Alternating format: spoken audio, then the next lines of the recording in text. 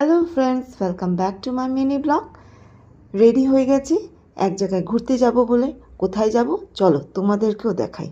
আমরা চলে এসেছি বারাসাতে সিরাজ উদ্যান পার্কে। এটা ঠিক বাস স্ট্যান্ডের পেছনে। এন্ট্রি ফিস মাত্র 20 টাকা। গেট কিপারকে টিকিটটা দেখিয়ে ভেতরে ঢুকে পড়লাম।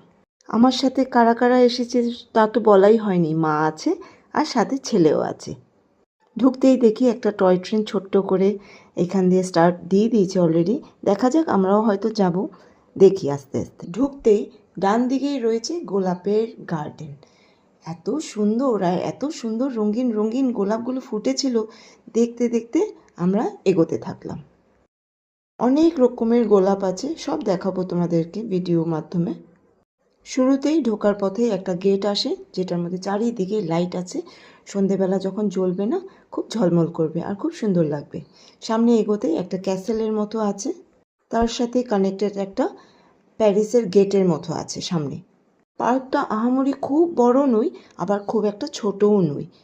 বেশ ছোট ছোট কিছু জিনিস আছে। সামনে জলাশয় আছে, ফুলের বাগান আছে। এই নিয়ে কিন্তু এই পার্কটার দৃশ্যটা খুবই সুন্দর লাগছিল। তোমাদেরও কেমন লাগলো প্লিজ কমেন্টস করে জানিও। আজ এতটুকুই।